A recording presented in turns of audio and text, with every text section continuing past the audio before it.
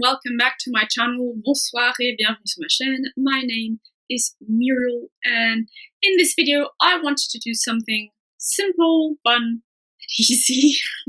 Just a little tag video. So recently I subscribed to a new collaborative Booktube channel called World Hoppers. I subscribed to it from being subscribed to Elliot Brooks's channel, and so World Hopper brings her and 3 other core booktubers, though they'll add some others as well, as I understand it, to talk primarily about SFF literature. And one of their first videos was like an informal tag video, and they said that anyone could like take their tag questions and answer them. So I was like, oh, all right then. Thanks for that suggestion. So it doesn't actually have an official name. I guess I'm going to call it a Booktuber's favorites tag.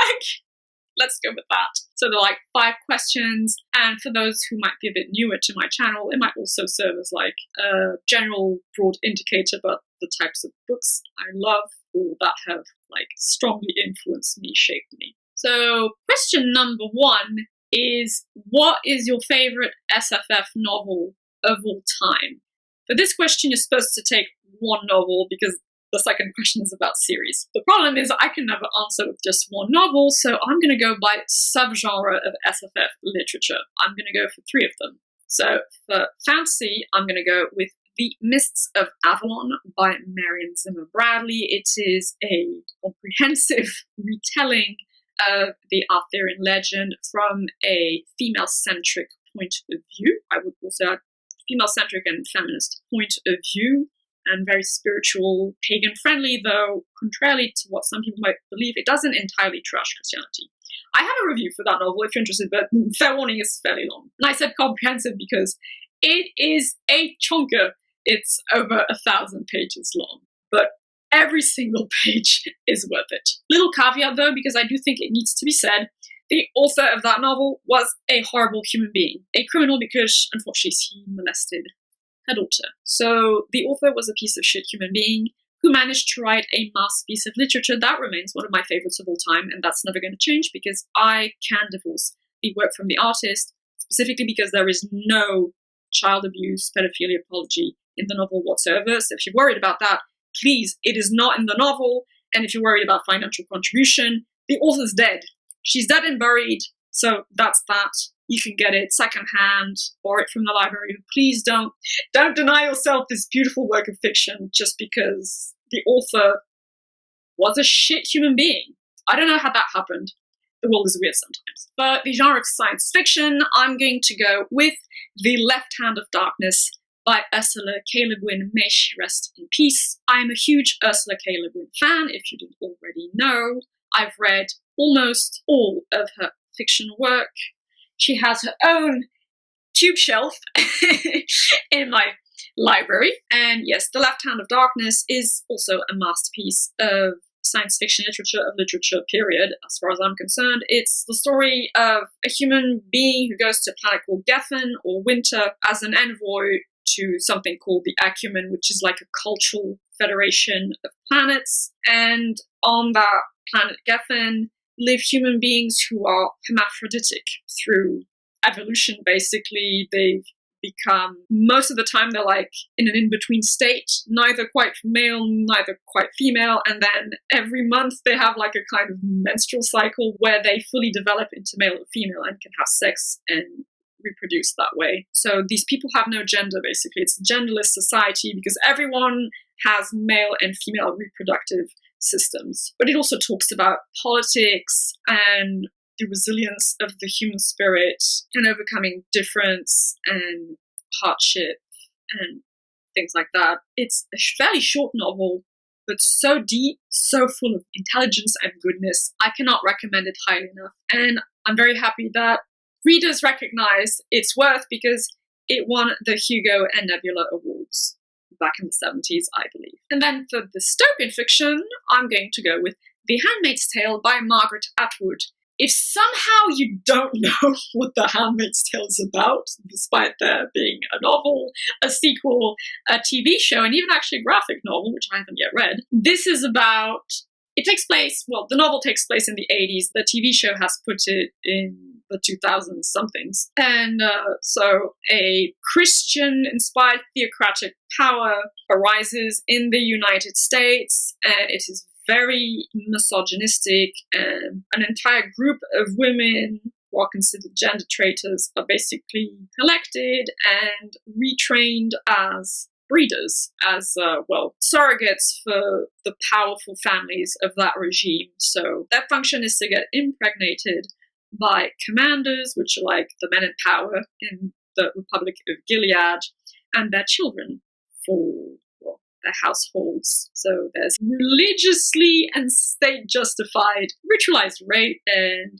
it's very dark stuff, but it is written beautifully, and again, there's a lot in there. Margaret Atwood definitely knows how to write and how to explore a topic like that, and it's an amazing novel. That's all I can say, really. Ideally, I'd add something for horror, because I've started getting into horror, but I haven't read enough of it yet to confidently point to something that would be an all-time favorite, so we'll have to wait for that one. Question number 2 is about SFF series specifically. If you've been with me for a while, you'll know what I'm going to answer to this. If you haven't, right here, A Song of Ice and Fire by George R.R. Martin. I'm a huge fan. I have everything. I've got the Maps book. I've got A World of Ice and Fire. I've got all the graphic novel adaptations. I have the Duncan Egg stories. I have Fire and Blood, and I have, of course, all of the Song of Ice and Fire novels. I'm a big fan. I'm very sad that The Winds of Winter is nowhere in sight. We shall not talk about it, and I disavow the dumpster fire of flaming hot garbage that the TV adaptation became. So that's that. But I will also add an honorable mention, a runner-up, shall we say. That would be the Southern Reach trilogy by Jeff Vandermeer. That's more weird fiction than anything else. This is obviously epic fantasy. The Southern Reach is like weird / science fiction / is it? Yeah, sure. / horror elements. Fiction. I found it amazing. I had never read anything like it until then. I devoured those books in like 2 days. I spent hours trying to figure it out, and you'll never entirely figure it out, because that's kind of the point. And yeah, it opened the doors of weird fiction to me, and I'm having fun exploring that genre, well, mostly through Vandermeer and China Mieville, but it's well worth it. And I just realized that I mixed up questions 2 and 3. So actually question 2, which is now going to be question 3, was what is your favorite book you've read of this year? So this year I can point to Embassy Town by China Mieville. That was straight up the best book I've read this year. Did I give it a 10 out of 10? If not, it's very close to a 10 out of 10. It was amazing. It's science fiction / weird fiction. It's about linguistic relativity, if you want the clever answer. But it's about a young woman. She works on a shipping crew, and ships go between planets into this interdimensional space. That was a whole thing. That was weird. But she comes from a very specific planet that has these native aliens, and those aliens speak a language in which you cannot lie. And there's a whole thing around that. It was so clever. There were so many little elements in it that just made it more interesting and better. The world building was fascinating. But the thing with those aliens called Ariaki, the aliens themselves were really cool the way they were described and things like that. But this concept that they couldn't lie in their language, and there's a whole plot with that, and how the humans managed to discuss with them. There's a whole system involving twins, and it was an amazing novel. Highly, highly recommend it. And then I will also add honorable mentions. Also by China Mieville this year, I read Kraken, which is more urban fantasy / weird fiction. It was so good. It was less good than Embassy Town. I was a bit let down by the ending, which I felt was a tad bit rushed. But it was so good. It was so good.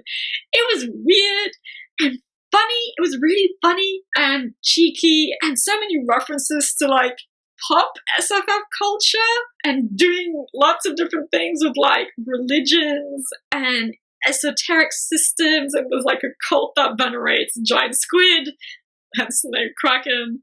It was really cool. And I'll add another honorable mention.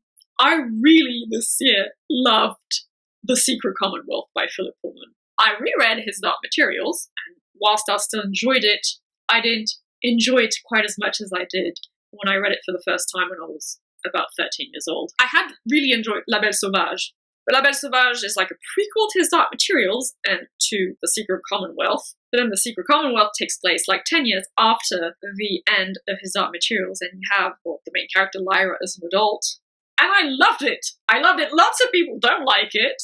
I mean, it's always dicey when you play around with that idea of taking the same characters and aging them up. I loved it. I loved going deeper into Lyra's world, which is like a parallel universe to our own, so it's very similar in some ways and very different in others, like the main difference being that a person's soul exists outside of their body's brains in the shape of an animal, and you can talk to it, and it's your closest companion throughout your entire life. And yeah, I loved exploring Lyra's world. I really enjoyed reading Lyra as an adult. I found her so interesting and so engaging. So yeah, that was like, I guess, the happiest surprise of the year. I didn't expect to enjoy it that much, actually. The best unexpected enjoyment of this year so far. Then question 4, what is your favorite non-SFF novel of all time? Well, I just did a couple of videos that have to do with that novel.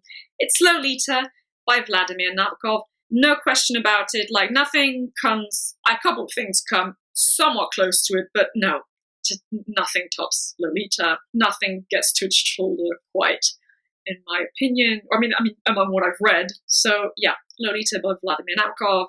If you don't know what it's about, the bad summary of it is it's the story of a man who has a relationship with a 12-year-old, Lolita. And he tells the story from his exclusive point of view, and he's an unreliable narrator. But beyond that very gross and disturbing premise, there's a lot of things going on with the themes and with the language, and it's written so beautifully and so masterfully, and there's a lot of playfulness and humor with the language and with the references to literature, etc., etc. You can see the videos I've done on the subject if you're interested. But yeah, Lolita was definitely. And then finally, question 5 asked, what is your favorite 2020 release? Generally, I don't really keep up with like new book releases. I don't pay that much attention. I mean, I use other booktubers for that. So I don't tend to read a lot of books that come up the same year. This year, however, I did read a new release. It was in relationship to Lolita, My Dark Vanessa by Kate Elizabeth Russell. Again, like I said, I've made a couple of videos about this and Lolita. And so this is what I contend in those videos, that it's actually a fairly different novel from Lolita by Vladimir Nabokov. But the base premise is similar in the sense that it is the story of a relationship between a 15-year-old called Vanessa Y and her English literature teacher, Jacob Strain, who is 27 years older than she is. And it's told in a dual timeline format, one of them being Vanessa as a 15-year-old as she's going through that relationship, the other being Vanessa as a 32-year-old woman looking back on that relationship because other students of her teacher have come forward with allegations of sexual abuse. And it takes a close look at that general topic of consent, grooming, trauma, abusive relationships, etc., etc. I was interested to read it because I've had a very similar relationship. More details in the videos I've mentioned. It was a good book. I reread it recently, and I ended up, downgrading it somewhat. It still sits around a 7.5 out of 10 for me, instead of a 9, because I do think that major flaws in like the writing style and the character development. But otherwise, it is an interesting and valuable addition to literature and conversations around these types of topics. That's the end of this tag, which, I decided to dub a Booktuber's favorites tag, or whatever you want to name it, really. There's no official name for it. But go check out the video made by the World Hoppers channel. I'm excited to see what they're going to come up with next. But that's it from me for now. I hope you'll have a lovely day or evening, and I shall see you in the next video. Bye-bye.